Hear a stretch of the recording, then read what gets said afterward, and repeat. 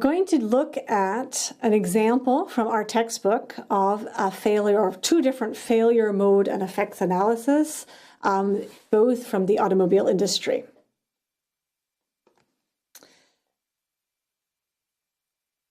Here we have an example which we'll go through for a design FMEA or DFMEA.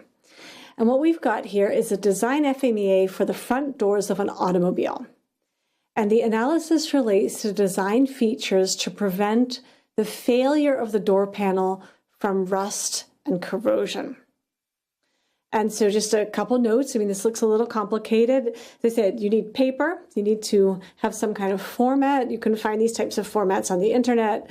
If you use this in your company, you already have a format. But basically what we've got here at the top, all these letters here are information, tracking, identifying what this FMEA is about, who's doing it, what's the date. Those are for documentation. We have here items A1 and A2. Again, this is just for this presentation. You wouldn't normally have A1 and A2 in your FMEA, but so that we talk about the same things. Here, A1 and A2 are giving the full description of the part and its function. So here, if you could read this, this says front door. So it's a front door of the automobile. So I'll just write it in here, auto front door, the item. And then the function is, we're looking for the integrity of the inner door panel. So inner door panel, integrity. And so we know what we're talking about now. B is importantly is our failure mode. So the mode of failure is that we could have, it says here, integrity breach allows environment access of the inner door panel. So now we could have several failure modes. We're looking at just this one. If this mode occurs, that we have, for example, so we have, it says environmental, so we have like moisture, for example, entering the door panel, the inner door panel, e.g.,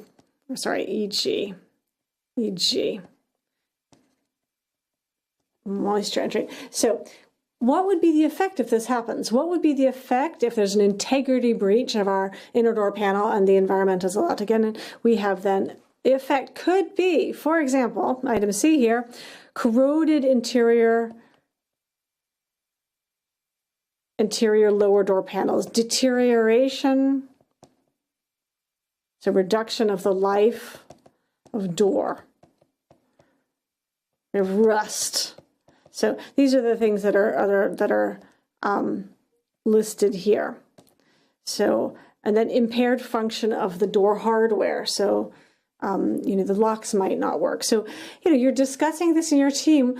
If this failure mode happens, what could be the effects? Now, the severity.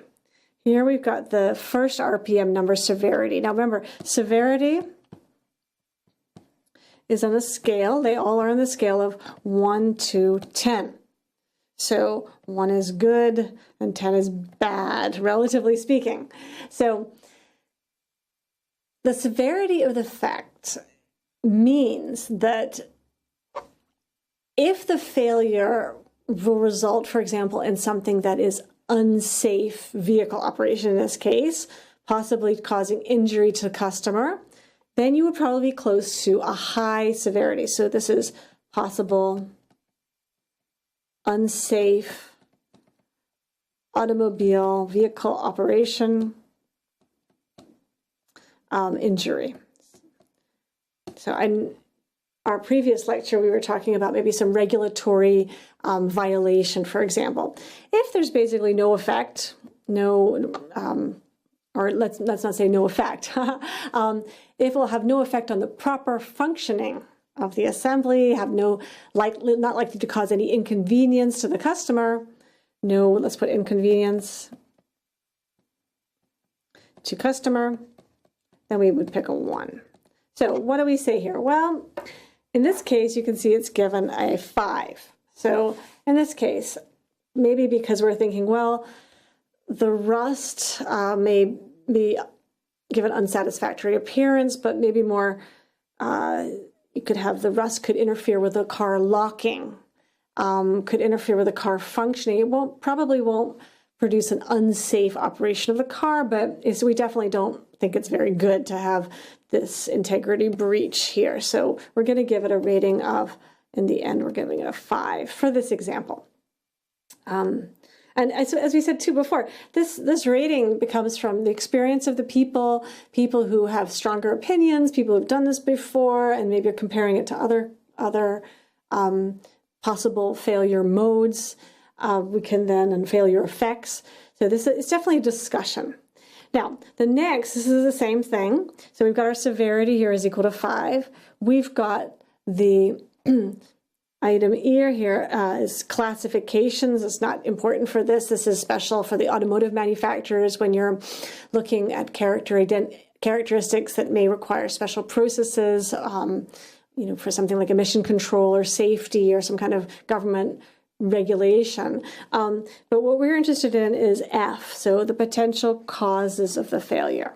So we've done failure mode, failure effect. Now we're looking at the causes. So, and here, maybe you can't read that exactly, but we're looking at possibly the wax level. There's this layer of wax that is applied. And again, we're not the experts. So you're bringing in the experts who know about this, how this door is designed, know about that they have a layer of wax to prevent any moisture getting into the inner door panel, for example. And it says maybe the wax application is too low, or there's insufficient wax thickness, or inappropriate wax formulation specified, the wrong wax. The design of the corner prevents the spray equipment from reaching all areas, so you can't get the wax everywhere, or don't have enough room for the spray head to get in. So the experts have come and they've listed possible cause of this failure mode. So again, these causes are all causes of this failure mode, which then has these different effects here, which we put all together. So what we've done then is looked at the next two numbers, the occurrence and the detection. So you've already got here in section 8 some controls that are already in place and some detection mechanisms that are already in place. I've written over my numbers here, but so those are listed and then they're taken into account when you're coming up with the RPN. So for occurrence, for example, these are estimates based on data maybe come from previous models or warranty information. Again, occurrence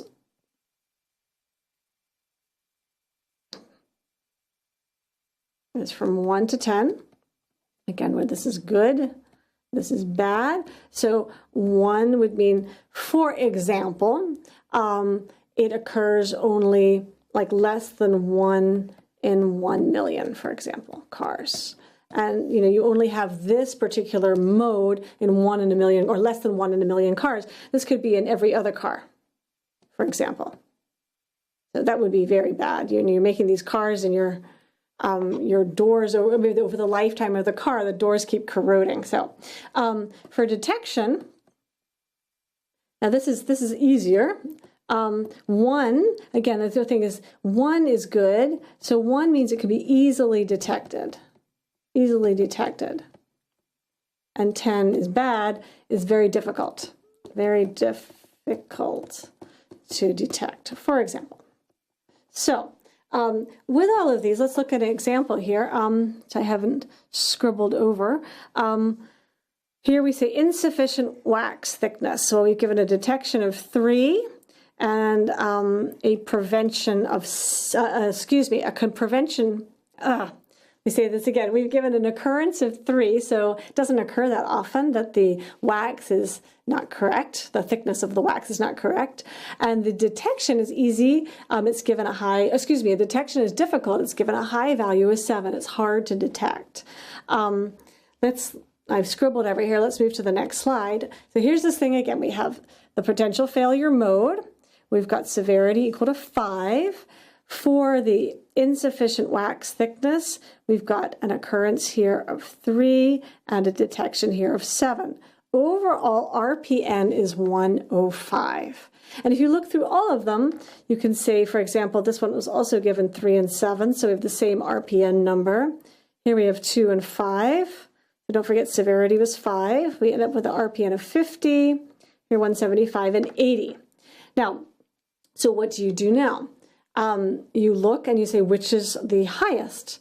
Well, here we've got this 175. The corner design prevents the spray equipment from reaching all areas. And then the management of the team would decide what they're going to do about that.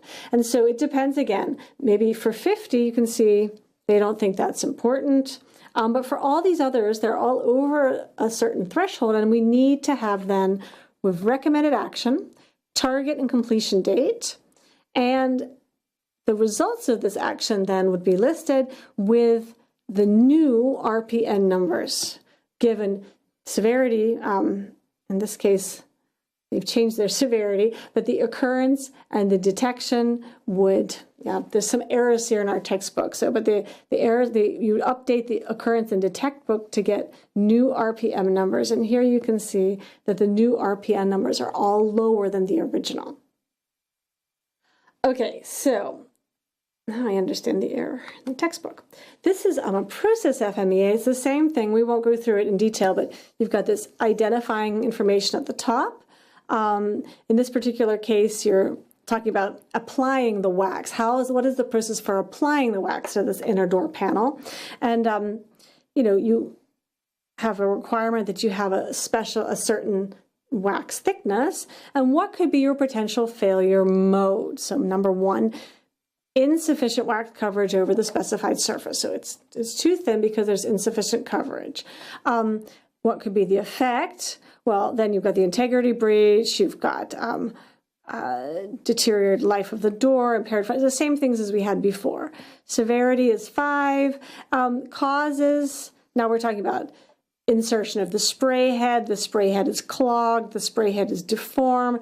So you're talking here about the process. What is happening in the process, and what controls are installed for prevention and detection. Once you've got all those, then you've got your RPN numbers again. So for each of these, an RPN number, and you come up again with 200, 125, 50, 175, actions, completion dates, and when the actions are done, what your new RPM numbers would be.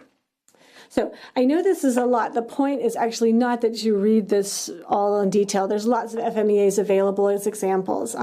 We want you to understand that this is a standard method, and that you need to bring in experts, and you need to be able to write things down and put things on paper. But we also want you then to be able to perform a simple one in the context of this course.